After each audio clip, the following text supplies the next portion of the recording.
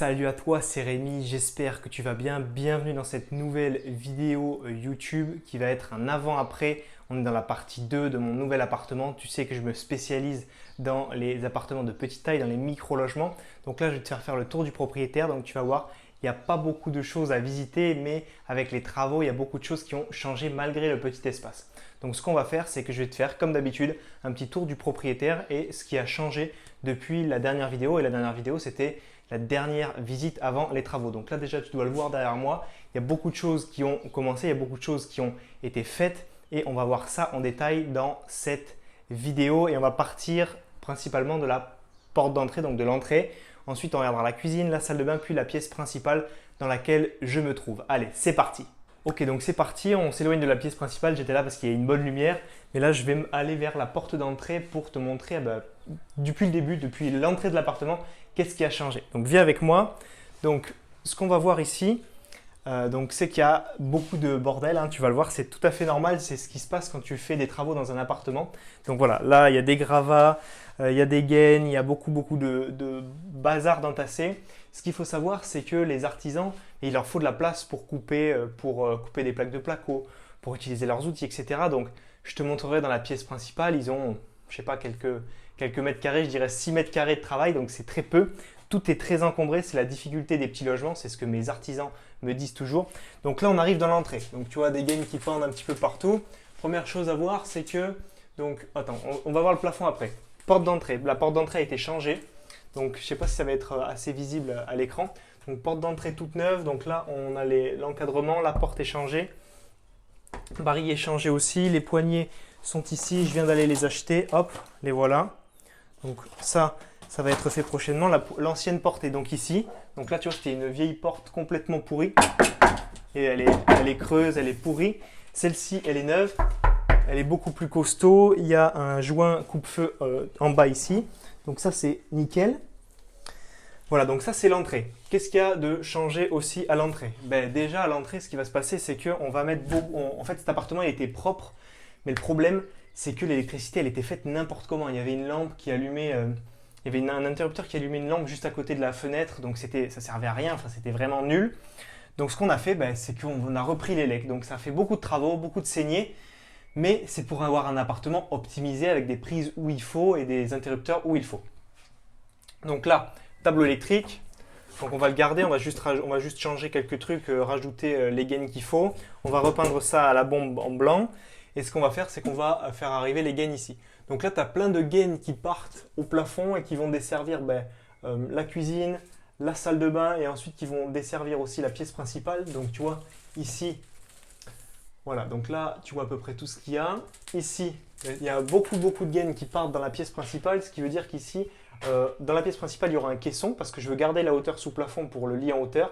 Par contre, ici, donc dans tout ce qui est cuisine, si tu veux, cuisine, entrée et salle de bain, je mets un faux plafond. Donc ce que tu vois, c'est le vrai plafond et il y aura, on va dire, 10-12 cm en moins avec deux spots qui éclaireront l'entrée et donc la cuisine. Ici, il y aura la cuisine. Je ne sais pas si ça se voit bien, mais donc ça avait été complètement... il y a tout qui a été enlevé. Par contre, ce qu'ils ont refait depuis, c'est qu'ils ont réenduit parce que là, il y avait du carrelage. Partout ici, il y avait du carrelage, il y avait les meubles au-dessus. Donc tout ça, ça a été viré. Beaucoup de gravats ont été virés. Et donc là, ça a été réenduit à peu près propre pour ensuite recevoir le carrelage et la peinture quand on en fera. Voilà. Donc là aussi, ce que tu vois un petit peu partout, c'est des saignées, comme je t'avais dit. Donc les saignées, c'est quoi? Ça veut dire que tu pètes le mur pour pouvoir faire passer les gaines électriques et faire sortir les câbles. Le problème de cet appartement, c'est qu'il y a certains murs qui étaient très fins. Donc si tu peux revenir juste ici, tu vois qu'il y a des petits trous, là voilà, juste ici, là voilà, il y a un trou ici. Donc voilà, et en fait le problème c'est qu'en faisant des saignées, ça a pu casser quelques endroits dans l'appart. Comme ici aussi, si on se met là, on peut voir que dans la salle de bain, ça a cassé un endroit. Voilà, ici, donc on est arrivé dans le salon. C'est pas très grave, ils vont se débrouiller, ils vont boucher tout ça. Bref, voilà, ça c'est les aléas des travaux. Voilà pour l'entrée, comme je t'ai dit, les spots, la cuisine, là il y a beaucoup de bordel. Donc pour l'instant, c'est pas l'objectif, la cuisine, on verra après. C'est quelque chose qui se fera plus tard. L'électricité était déjà mise, les arrivées d'eau aussi, donc ça c'était bien. Donc là, je vais rentrer dans la salle de bain. Alors là, ça va être compliqué, ça va être sportif parce qu'il y a du bordel partout. Alors attends, je déplace quelques petites affaires. Hop, je t'ai mis une lampe pour que tu me vois à peu près. Il y a le fil du micro aussi qui suit. Donc là, qu'est-ce qui s'est passé? Là, il y avait déjà du carrelage partout dans la douche, il y avait du carrelage partout ici au niveau du meuble de salle de bain. Tout a été pété, tout a été enlevé complètement. Donc si on regarde justement, là on est en train de regarder la douche, qu'est-ce qu'il y a? Plus de carreaux. Ici, tu vois, ils ont tout cassé, ils ont laissé juste les arrivées d'eau ici. Donc là, on mettra le ciel de pluie, il faut se l'imaginer, hein, parce que là, c'est complètement vide si tu veux. Ciel de pluie, la fenêtre qui est ici, on va la changer également. Il y a un truc qui se voit maintenant qu'ils ont détapissé, parce qu'il faut savoir qu'il y avait aussi de la, comment on appelle ça, de la toile de verre partout. Donc ils ont enlevé la toile de verre, et ce que tu peux voir, c'est qu'ils n'avaient pas carrelé jusqu'en haut, ils avaient carrelé à peu près jusqu'à la fenêtre. Non, jusqu'ici, pardon, jusqu'ici, là, tu le vois, jusqu'au bas de la fenêtre. Et toutes les taches noires que tu vois autour de la fenêtre et en haut là-bas, c'est des taches d'humidité. Donc pour contrer ça, qu'est-ce qu'on va faire? Tout simplement, on va carreler la douche en blanc avec des carreaux blancs jusqu'au plafond. Voilà, c'est ce que je préfère. Il y en a qui ne trouvent pas ça beau. Moi, ça ne me dérange pas et ça évite ces problèmes d'humidité, surtout dans des petits biens comme celui-ci, où il n'y a pas forcément d'aération, il y a une seule fenêtre, elle se trouve là-bas. Même si celle-ci, elle y est, on va carreler quand même jusqu'en haut. Donc juste pour info, cette fenêtre, elle ne donne pas sur l'extérieur, elle donne sur l'escalier, sur les parties communes, mais c'est accessible à personne et personne ne peut voir à travers. Et de toute façon, on va mettre une fenêtre avec un, comment on appelle ça? Un filtre, un truc qui fait flou, et elle sera que à oscillo battant, elle ne sera pas ouvrable entièrement. Ici, qu'est-ce qu'il fallait regarder? Alors attends, je bouge ça. Alors, qu'est-ce qu'il fallait regarder ici? Alors, ce qu'il faut savoir, c'est que les toilettes étaient positionnées ici, à cet endroit-là. Et ça ne me convenait pas, parce que je voulais faire un bâti, en fait, si tu veux, ici, un bâti avec les toilettes qui étaient suspendues. Avec les toilettes qui étaient suspendues et qui venaient dans ce sens-là. Les toilettes étaient dans ce sens-là. Donc là, ce qu'il a dû faire mon artisan, c'est qu'il a dû marteau-piquer en fait le sol, si tu veux, là où il y avait des carreaux, pour aller rechercher la canalisation qui du coup partait ici et revenait par ici. Et en fait, il a marteau-piqué pour revenir ici. Il a recoulé du béton, refait une sortie d'eau. Et du coup, on aura le toilette dans le sens que je voulais avec un bâti ici. Donc le WC sera suspendu. Si tu veux, le bâti il va venir jusqu'à l'arrivée d'eau, à peu près ici. On va cacher donc les compteurs d'eau, on va laisser une trappe de visite pour qu'ils soient accessibles s'il y a besoin. Ils sont juste à côté du radiateur en bas. Et le WC, on sera assis en gros comme ça sur le WC. Il y aura le bâti qui arrivera à peu près à ma chaussure là. Et les toilettes commenceront ici. Donc voilà, comme tu le vois au plafond, beaucoup de câbles. C'est pas trop gênant parce que comme je t'ai dit, on va faire un faux plafond là aussi avec deux spots. Donc là, ce sera des spots hydrofuges. Non, je sais plus ce que c'est. Enfin bref, qui résistent à l'eau, je sais plus le mot. Et donc, ils sont un petit peu plus chers, mais bon, c'est pas très, très important. Ils ont aussi tout détapissé ici, donc tu le vois, hein, ça se voit, c'est tout détapissé. Et comme je t'ai dit, des traces d'humidité dans la douche parce qu'ils n'avaient pas carrelé jusqu'en haut. Donc maintenant, je sors d'ici. Avec le bordel, je vais y arriver. Et je reviens dans la pièce principale. Ok, donc la pièce principale, elle fait à peu près, on est sur du 12 mètres carrés à peu près. Donc là, ce qui est entassé, c'est des plaques de placo.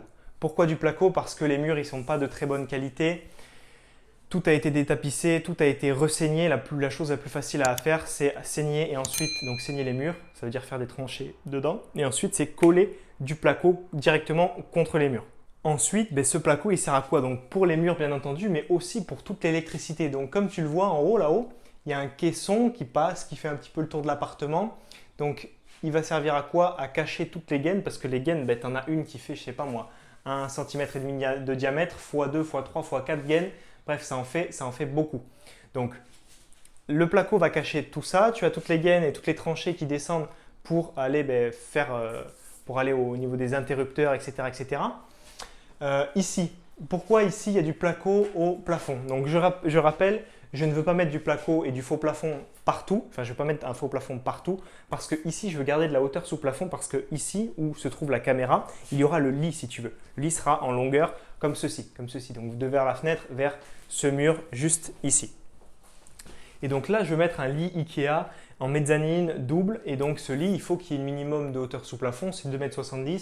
Là, le plafond est à 2,87 m. Donc il y aura de la place pour les personnes qui seront dans le lit.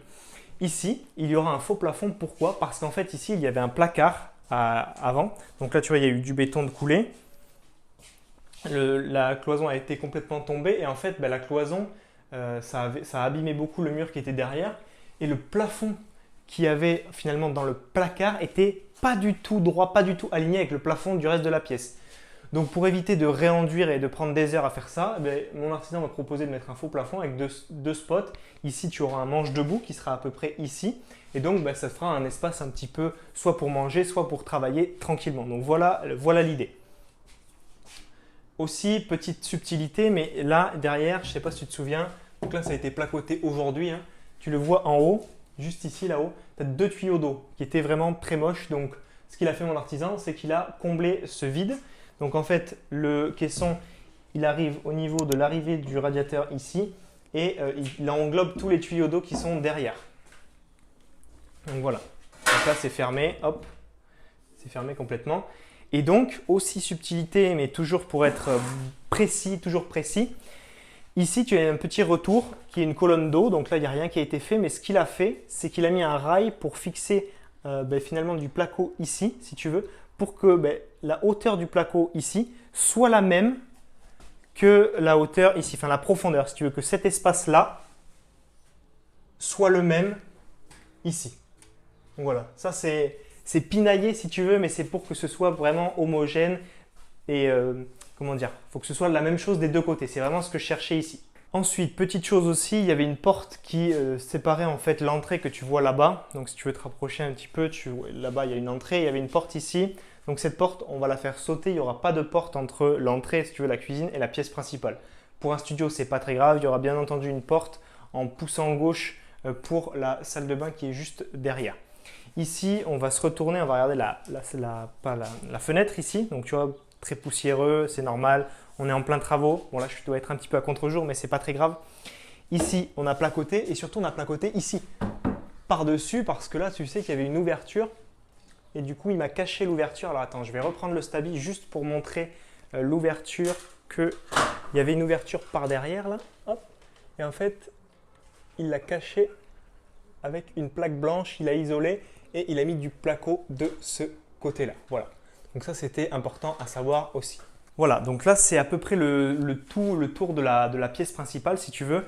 Donc beaucoup de travail électrique en premier lieu. C'est ce que l'artisan fait en premier et ensuite, il met le placo. Ensuite, il bouge, il réenduit, etc. etc.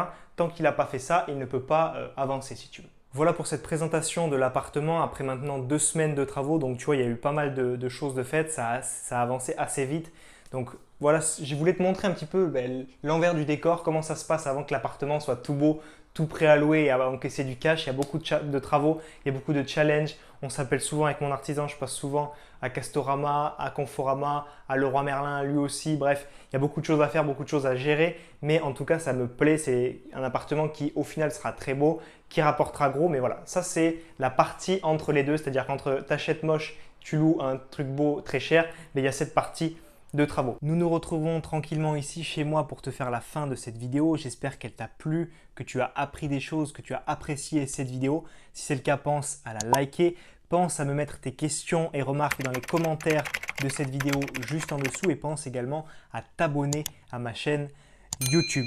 Maintenant, si tu veux concrètement savoir comment investir dans un micro-logement rentable sans apport au préalable, je t'ai préparé une série de 6 vidéos totalement gratuites. La première concernera la définition d'un micro-logement, la deuxième concernera les avantages à investir dans un micro-logement et ils sont nombreux, la troisième sur le mode d'exploitation pour ton micro-logement pour décupler justement sa rentabilité et ton cash flow potentiel. Là, on ne parle pas de quelques euros de cash flow mais de plusieurs centaines d'euros de cash flow positif. Ensuite, on verra en vidéo 4 la fiscalité adaptée pour ton micro-logement pour payer 0 € d'impôt, strictement aucun impôt sur tes rentrées de loyer et ce pendant des années tout à fait légalement. Ensuite, en 5e, on verra tout ce qui est travaux, ameublement, décoration pour optimiser ton bien, le louer cher et éviter les impayés de loyer. En 6e et dernière vidéo, on verra tout ce qui est gestion locative, trouver un prestataire compétent pour que ce soit le moins chronophage pour toi et trouver le meilleur ratio possible entre rentabilité et tranquillité. Pour accéder à ces 6 vidéos de formation 100% offertes, tu as juste à cliquer dans le lien qui se trouve dans la description de la vidéo et je t'enverrai ces vidéos par email. On se retrouve tous les deux de l'autre côté dans ton nouvel espace de formation privé. C'était Rémi, à très vite. Ciao, ciao.